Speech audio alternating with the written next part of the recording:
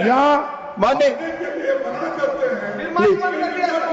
Please मान्यवर, इसीलिए ये विपक्ष की मांग और स्टैंड दोनों उचित नहीं है, क्योंकि बिजनेस एडवाइजरी कमेटी में ये निर्णय लिया गया था, चर्चा आप जितनी चाहोगी करेंगे, जवाब कौन देगा वो सरकार तय करेगी माननीय प्रधानमंत्री की तरफ।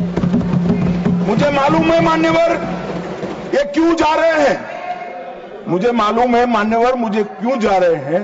वो इसलिए जा रहे हैं कि इतने सालों तक वोट बैंक प्रोटेक्ट करने के लिए, आतंकवाद को रोकने के लिए इन्होंने कुछ नहीं किया। ये डिबेटें सुनी ही नहीं सकते, ये जवाब है सुनिए।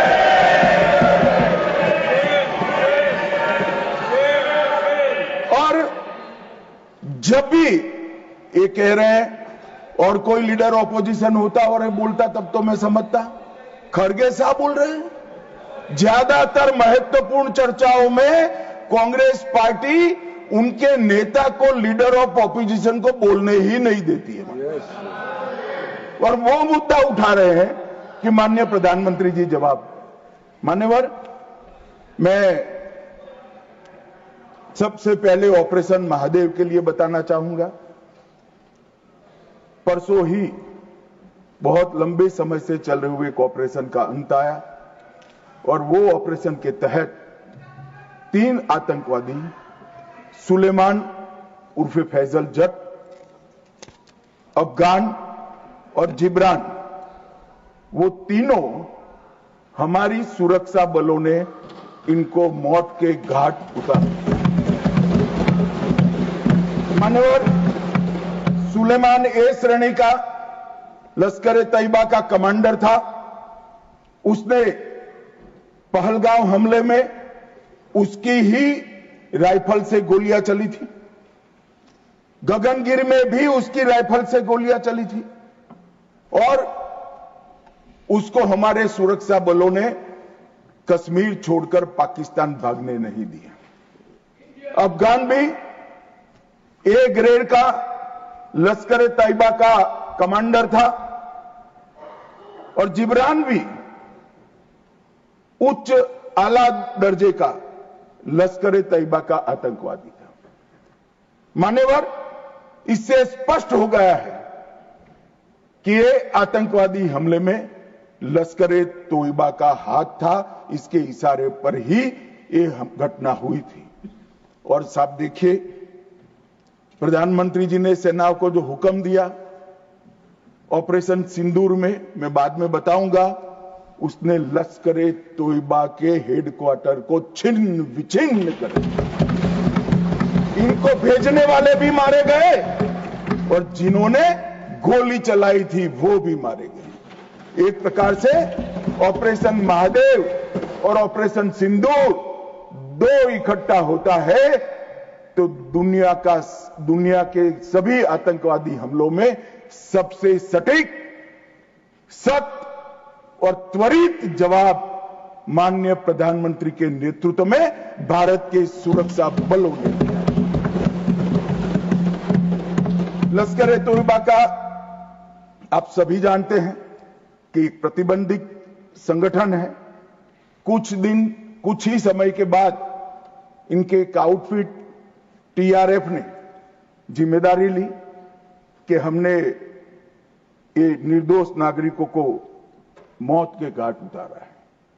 मान्यवर, उसी दिन मैं वहां पहुंच गया था। सुरक्षा रिव्यू की मीटिंग हुई थी और सुरक्षा रिव्यू की मीटिंग में तय हुआ था कि आप जल्दी से जल्दी इनको पकड़िए, मगर उससे भी जल्दी ये लोग देश छोड़कर पाकिस्तान न भाग जाए इसकी चिंता करिए। इसलिए 100 दिन के बाद भी वो उपलब्ध मिले और मारे गए। मान्यवर, उनके पास से 3 राइफलें बरामद हुई। एक 19M4 कार्बाइन अमेरिकन राइफल है और 2 AK-47 राइफल है। जिस दिन पहलगांव में घटना हुई, हमारे निर्दोष नागरिकों को मारा गया, उस दिन वहां से एनआईए ने खाली कारतूसों को कब्जे लिया था। इनके मारे जाने के पहले ही वो खाली कारतूसों का फोरेंसिक साइंस लेबोरेटरी में एक प्रकार से इसकी जन्म कुंडली निकाली थी कि कौन सी राइफल से चले हैं। और जब ये मारे गए, इनके पास से भी जो राइफलें मिली, फोरेंसिक साइंस लेबोरेटरी में चंडीगढ़ में रात को फोरेंसिक टेस्टिंग कर 100% मिलान हुआ है कि इन्हीं 3 राइफलों का उपयोग किया गया था, जिसमें से 44 कारतूस AK-19M4 के थे और 25 कारतूस AK-47 राइफल के थे।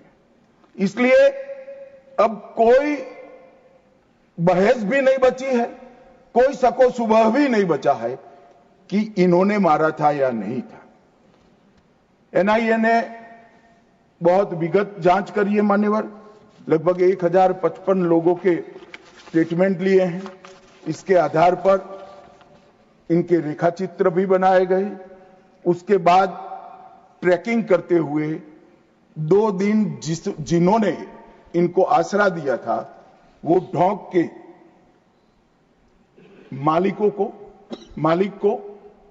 मालिकों को और उनकी वृद्ध माता को भी पूछताछ करी थी।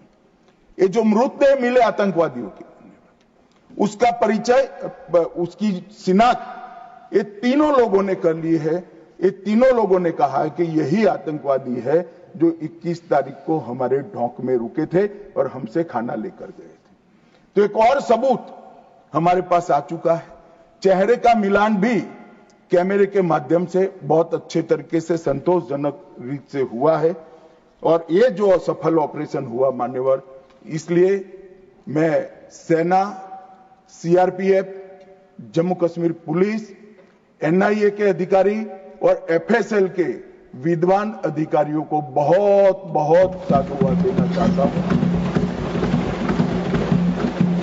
और ये जो ऑपरेशन चला मान्यवर, आईबी द्वारा 22 मई को, मतलब लगभग 1 माह बाद हमें सूचना मिल गई थी कि ये जगह पे टेररिस्ट लोकेट है।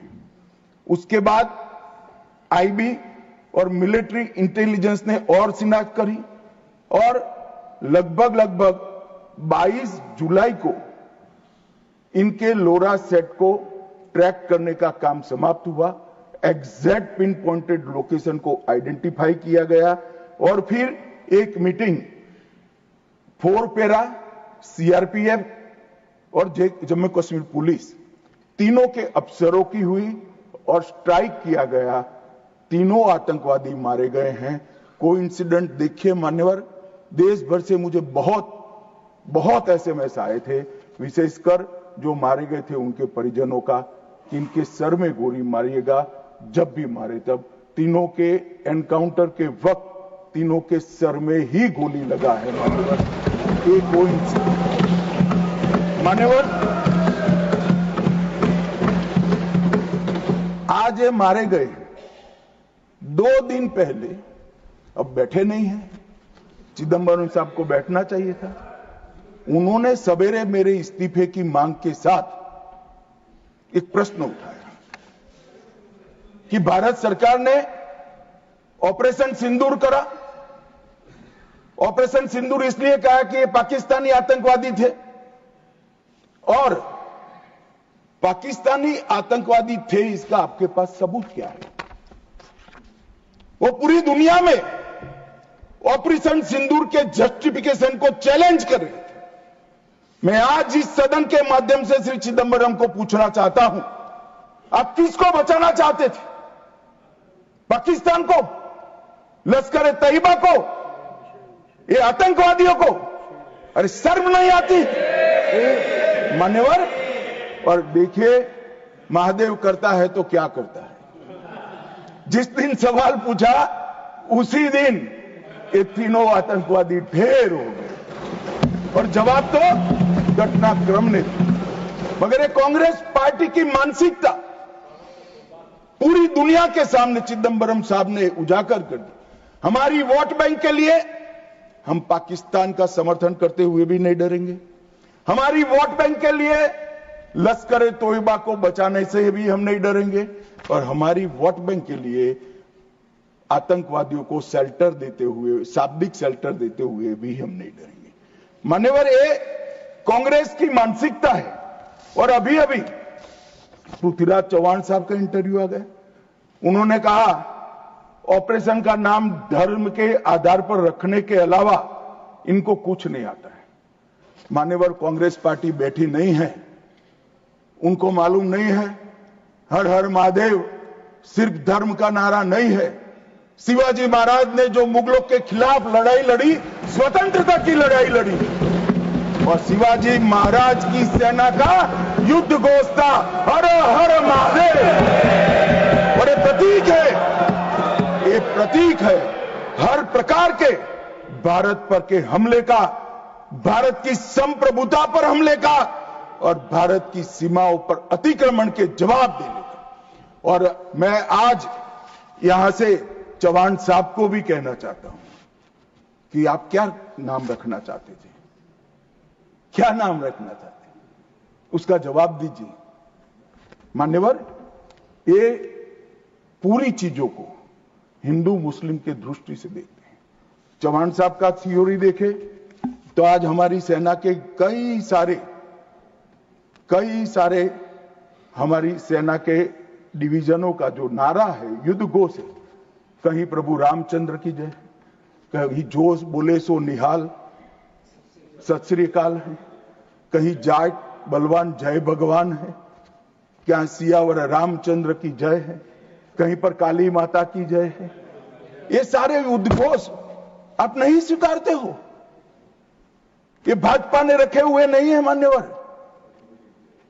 ये हमारी सेना के जवानों से मन से निकलने वाला ये युद्ध घोष, इसको हिंदू मुस्लिम के दृष्टि से नहीं देखना चाहिए। और कोई कहता है कि आज ही क्यों मारे गए।